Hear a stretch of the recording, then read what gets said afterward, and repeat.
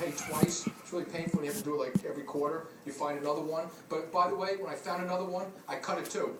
You shouldn't have had it. We should have brought it up the first time. Like the Wall Street Journals, it wasn't symbolic. The fact is, people should be reading the Wall Street Journal at work, okay? And they should be reading it at home. Most people that get it at work, they also get one at home, and they don't read it at work. It's just a waste of money, and people know it. Got rid of a lot of companies' airplanes, and little things like how the plane got used. I said to the senior people, if you are doing road trips at the right time with multiple people, you can use it. Planes are almost always used by corporate staff. They started to be used by the people who run the businesses on these road trips, and so we were doing the right thing. So, and all these decisions stood alone. I did not spend a lot of time trying to figure out how to orchestrate all the decisions, though I spent a lot of time thinking about the board. I'll go to the board in a second, because some things you just get them done. Other things you got to do them right, because they could backfire on you. And so we put a lot of money into things like that.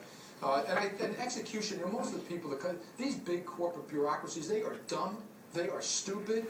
The people don't know what they're there for. Corporate headquarters is a disease, and the worst part of the disease is they act like the customer is the enemy. They act like the person who's selling to the customer is the enemy. They act like the trading floor is the enemy. They act like the investment banker is the enemy. And they act like, you literally walk around and you listen to the conversations. It's kind of, well, the people they're really bugging us in London. They want A, B, C, and D. And well, maybe they deserve A, B, C, and D. The IT stuff I did do myself. IT, one of the big things in IT is that people, it's like, they want to shed it, make believe it's not your responsibility. It did become a crux of the matter, and the sides were fighting. There's nothing mystical about systems. So whenever you get involved in it, there's going to be always a temptation to outsource it, get rid of it, let the experts take care of it. I think business people need to be systems literate. If you're in financial services, I think systems people need to be business literate. I went through all the functional differences. I decided to use the bank one for exactly the reasons someone mentioned. It wasn't, the first Chicago system was slightly better, but we were going to build the same DNA into both at one point, so it didn't matter. And it cost $40 million to make Bank Ones look like have the same capabilities as First Chicago's, and it only cost like $20 million that First Chicago's the same as Bank One. But that $20 million is a small cost. The average conversion, $500 million, and a lot of work. So I flew down and I picked Bank One. We spent $1 million money. I flew down to Louisiana. I said to folks, "We're going to convert. You're going first." I went by, the reason I picked Bank One, less conversions, less customers impacted. That's why. We could do it quicker. Couldn't do a big bang. I would have loved to, but in this case, there's no way it was possible. And so you had to do 4 it wasn't by one system. These are all linked systems that were the 4 clusters that had to be merged.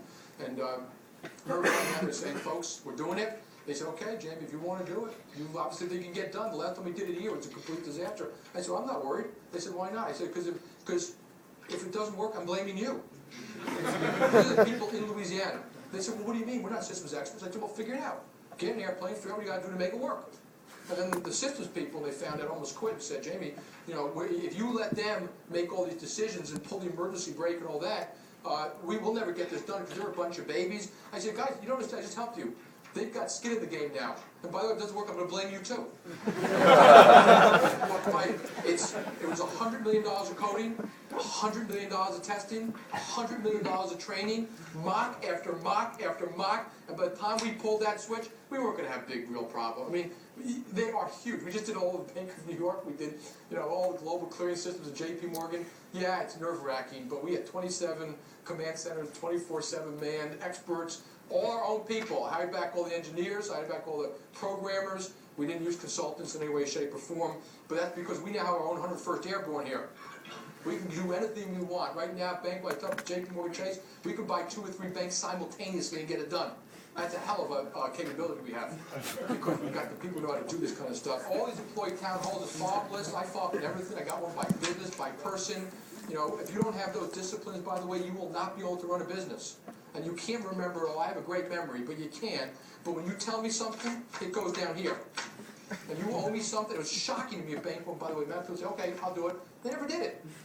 And it's funny, if I told them verbally, they wouldn't do it. If I sent an email, they would do it. And I eventually got the management to say, if I ask you for something, I expect it. That's all. And I keep the fob list because, and then we do kind of coordinate, synchronize the management team every week, and we make sure we have all that stuff.